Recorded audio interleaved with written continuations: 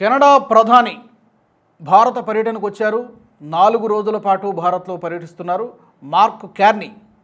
నిజానికి Justin Trudeau ప్రధానిగా ఉన్నప్పుడు భారత్ కెనడా సంబంధాలు దౌత్యపరంగా చాలా దెబ్బతిన్నాయి. చాలా వరస్ట్ కండిషన్కి తీసుకొచ్చాడు జస్టిన్ ట్రూడో ఖలిస్తానీలకు మద్దతు ఇస్తూ. కానీ ఆ రిపేర్ చేసేటువంటి ప్రయత్నం, ఆ కమ్యూనికేషన్ గ్యాప్ను తగ్గించేటువంటి ప్రయత్నం ఇప్పుడున్నటువంటి ప్రధానమంత్రి మార్క్ కార్నీ చేస్తున్నాడు. ఈ ఉద్రిక్తతల్ని, దౌత్యపరమైనటువంటి ఉద్రిక్తతల్ని తగ్గించడంలో భాగంగానే ఈ పర్యటనకు రావడం జరిగింది.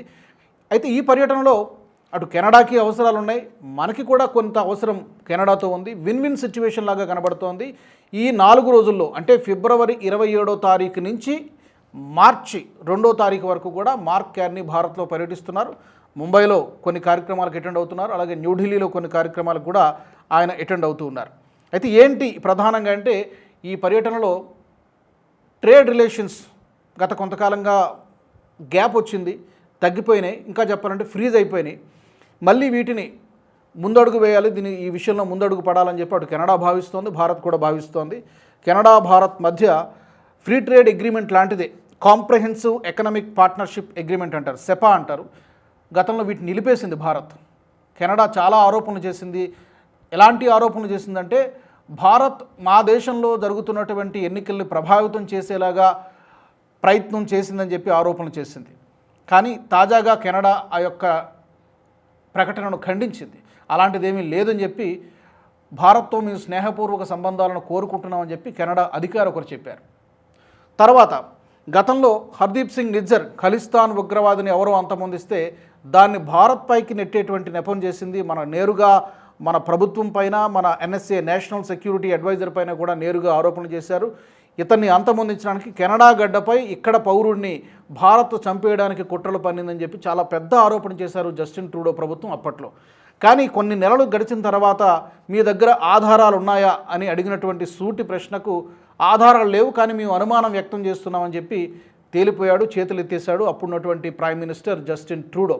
చాలా ఆరోపణలు తర్వాత అక్కడున్నటువంటి అంబాసిడర్ని కొంతమంది మనం వెనక్కి పిలిపించేసాం, ఎక్కున్నటువంటి అంబాసిడర్స్ని వాళ్ళు వెనక్కి పిలిపించడం, చాలా దౌత్యపరంగా చాలా రప్చర్ జరిగింది, చాలా రచ్చ జరిగింది. సో ఇప్పుడు వీటన్నిటికీ ఫుల్ స్టాప్ పెడుతూ మార్క్ కార్నీ ఒక కొత్త ప్రారంభానికి నాంది పలుకుదామని చెప్పి భారత్ రాబోతున్నారు. ఇప్పటికే ప్రధాని మోదీ ఇజ్రాయెల్ పర్యటన ముగించుకొని భారత్కు వచ్చేశారు. మరి మోదీతో చాలా కీలకమైనటువంటి చర్చలు జరిగేటువంటి అవకాశం కనిపిస్తోంది. పర్టికులర్గా ఏ రంగాల్లో అంటే ఆర్టిఫిషియల్ ఇంటెలిజెన్స్, అలాగే టెక్నాలజీ రంగాల్లో కూడా చాలా ఒప్పందాలు జరిగేటువంటి అవకాశం ఉంది. వీటన్నిటికీ మించి